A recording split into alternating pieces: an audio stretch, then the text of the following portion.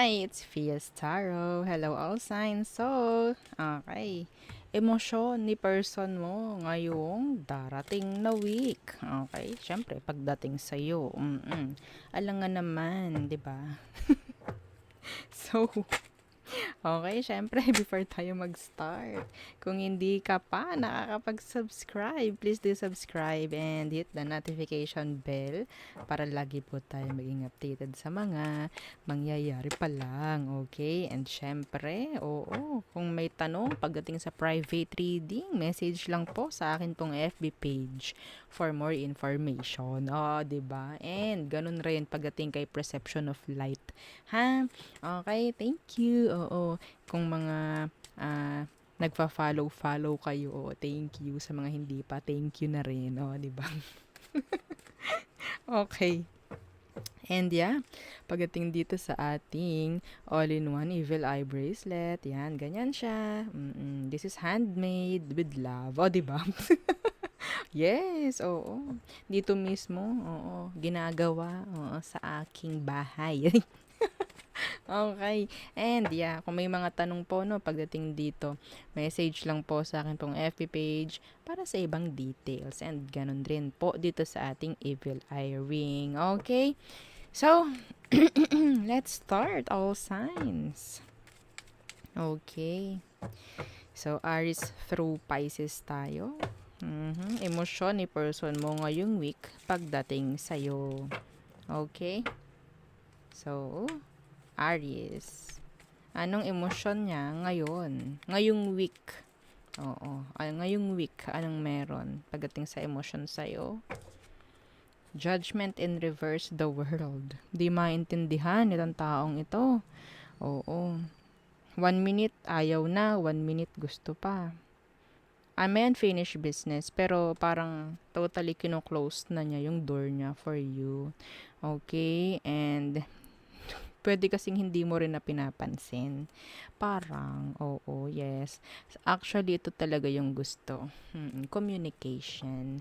Okay? Kung hindi communication yun, ayun ay totally closure or ending, cutting off. Okay? So, yun ang nakikita ko from your person pagdating sa'yo. Next, Taurus. Anong emosyon niya sa'yo? Okay? Ngayong darating na week. Emosyon niya sa'yo, Taurus. Anong emosyon ng taong yan? Okay. Ooh, the Ace of Wands. Some of you, this is a new person, ha? Ten of Pentacles in reverse. Okay. Kung ito is a past person, attraction lang yun nandun, pero to commit, wala na. May chance na magkaroon ng sex, no? Oo. Ngayong darating na week pagdating sa inyong dalawa kahit wala kayong relasyon na. Okay? Oo, hindi yun para sa lahat. Don't worry. Oo. Huwag ka ma-tense. Okay? And, pero kung ito is a new person, attracted siya sa'yo, andyan yung physically attracted. Okay? Pero, hindi siya like ready to commit. Okay? Pagdating sa'yo. Yan. Some of you, itong taong to is talagang, alam mo na, may, paano ko ba sasabihin yan? Wala, basta attracted. Oo. Ayoko magsalita ng ha? Matatanda na tayo dito, pero, oo, baka tayo'y mayari. No? Next. Gemini. O, diba? Gemini. O, anong emosyon ng taong to sa'yo ngayon? Ngayong darating na week, ha? Anong emosyon niya?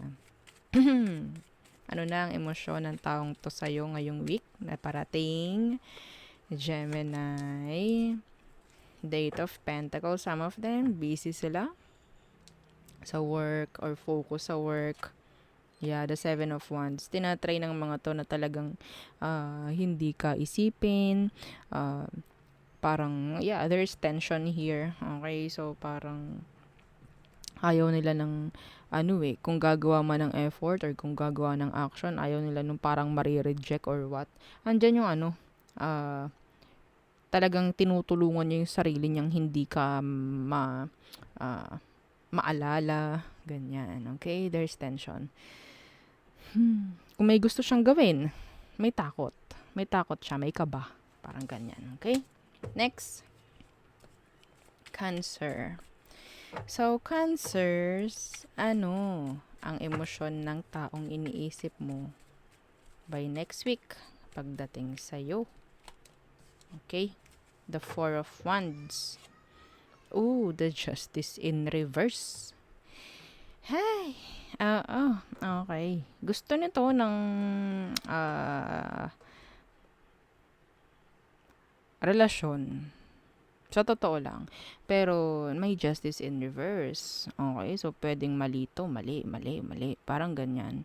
Pero gusto ko siya eh. Parang ganyan, pero malito. Okay? Pinakita ko na lamang sa'yo, oo, kung papaano yung i-describe to, no? Parang through words, di ba? Oo, through tawag dyan, through lines, di ba? Yeah, the Hermit in reverse. Siguro, gusto ka pero hindi pwede eh. Gusto ka pero hindi pwede. Yeah, being hopeless pagdating dyan. And yes, some of them talagang invested pa rin pagdating sa'yo. May paghihintay. Okay, Leo! Okay, ano ang emosyon ni person mo ngayong week pagdating sa iyo? Okay, anong emosyon niya? Anong emosyon niya?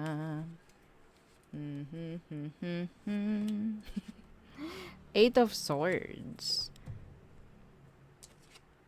Justice. Pag-iisip. Okay, malalim mag-isip itong taong to. Ang dami niyang iniisip. So, siguro, pag-iisip tungkol sa mga dapat nang mangyari sa connection nyo. Okay? Kung magkarelasyon kayo. Parang nandyan yung pamumroblema. Oo. Hindi sa ikaw yung problema, ha? Hindi ikaw yung problem dito, Leo. It's like parang hindi niya magawa yung mga dapat gawin. Some of you, this is kasal. Okay? This is kasal. Ang dami kasing responsibility or ang dami pang inuunan ng taong to bago pa yung, specific yun ha, hindi po yun para sa lahat. So, hindi pa siya makagawa ng action towards doon. So, nandyan lagi yung pag-iisip niya. Okay? Pagdating sa connection, pagdating sa'yo. Wala itong ginagawang masama kung iniisip mo. Okay? So, kung ito naman ay someone from your past, you're still stuck pagdating sa energy mo. Okay, stuck pa rin siya sa connection. Gusto nila ng something na parang gumawa ng tama. Okay? Or pwedeng makipag-ayos. Yan, parang ganyan. Okay? So, next, Virgo. Virgo. Ano ang emosyon ni person mo ngayong week? Para sa'yo, Virgo. Anong emosyon niya sa'yo? The Hierophant. Committed. The Queen of Swords. Alam niya ang priorities niya. Okay? Alam nito ang priorities niya. Pero this person is like, ang dami pa niyang gustong mangyari sa buhay. Parang ganyan. Oo. Pero, nandyan pa rin. Pwedeng karelasyon mo to. Okay, pwedeng karelasyon mo. Iniisip ka naman niya. Actually, committed. Andyan yung gumagawa siya ng tama. Kahit iba sa inyo, kung malayo at hindi kayo magkasama, wala naman siyang ginagawang masama. Okay, kung ano man ang mga ginagawa niya is parte lang din kung nagtatrabaho to. Okay? So, the Hierophant, pwedeng trabaho rin yan. Okay? So, wala akong makita ritong energy from my past person. I'm so sorry kung, if this is a past person, siguro, hindi na siya focus, no? Pagdating sa connection nyo. So, doon lang siya nakafocus sa mga mas may importanteng bagay. Okay? So, maybe, yung connection mo or connection nyo sa isa't isa is hindi na ganun ka-importante for them. Okay? Next. Libra. Okay.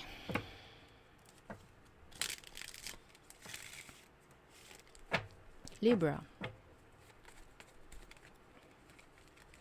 Ano ang emosyon niya pagdating sa'yo?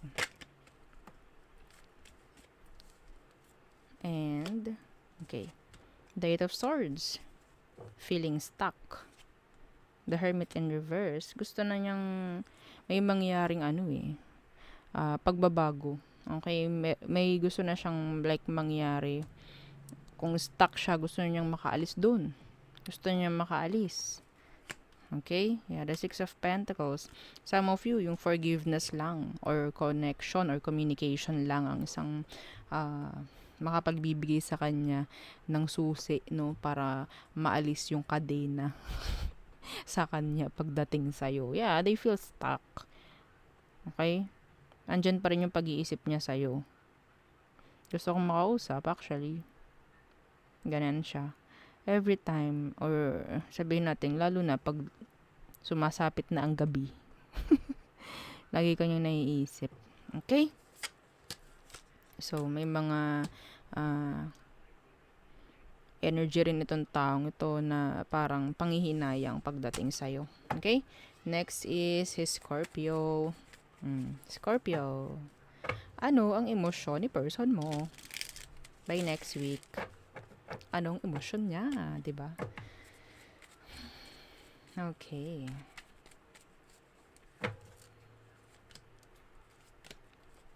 By the way, don't forget to like, share, and subscribe. Okay? Don't forget. Oo, nakatunga nga na lang yung iba. Oo, nalilimutang mag-like. Yeah, big help yan sa channel natin. Okay? Yung pagla-like. So, Scorpio, the Five of Chalices. They're, regretting. Some of them, they're upset. Yeah, why? Why the Five of Chalices? Two of Wands in reverse. Gusto nitong lumapit sa'yo. Gusto nitong lumapit. Pwede kasi nilalayuan mo. Yung distansya, lalo na kung may distansya in general. Okay? Gusto nitong matapos na kung anong issue meron sa inyo. Yes, gusto na nitong matapos. Kung ano man yun, I don't know. Syempre. Okay? Sagittarius. Anong emosyon sa'yo ng person mo ngayong week na darating?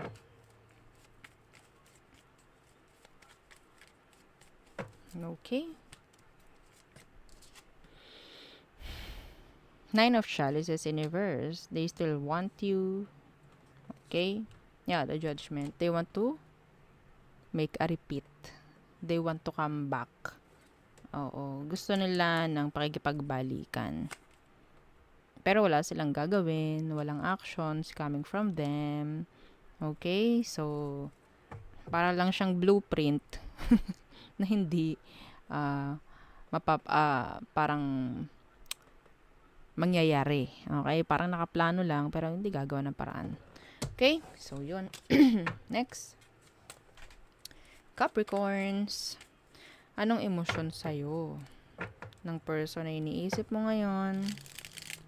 Okay? Anong emosyon? Anong magiging emosyon niya ngayong darating na week? Okay? Star. The Five of Wands. Gusto ka niya. Gusto kang ipaglaban. Ipaglaban mo. Oo, gusto kang ipaglaban. Too much conflict. And, too much conflict. Ikaw, Capricorn, ang parang malaking challenge sa buhay ng taong ito. Para kang dream, para kang goal para sa kanya. Ganyan ka. Okay? The Queen of Pentacles in reverse, pwedeng ikaw ay tinalikuran mo itong taong itong iniisip mo. Okay? So, yeah. So, meron tayo ditong tatlong 5. Hindi ito yung tuna. Hindi ito yung, This is changes. They want changes pagdating sa connection or pagdating sa sitwasyon nyo. Okay? some of them, they're praying, they're healing, wanting to fix kung anong dapat i-fix sa sitwasyon. Okay, so next is Aquarius. Aqua.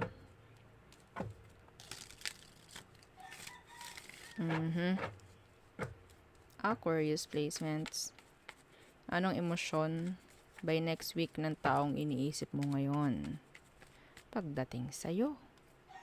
Okay. 7 of chalices. Some of them open ang kanilang option. Okay. Some of them talagang ang daming isipin. Ang dami niyang iniisip pagdating sa'yo. The Page of Wands in reverse. Gusto niyang kunin yung attention mo. Pero hindi niya alam kung paano.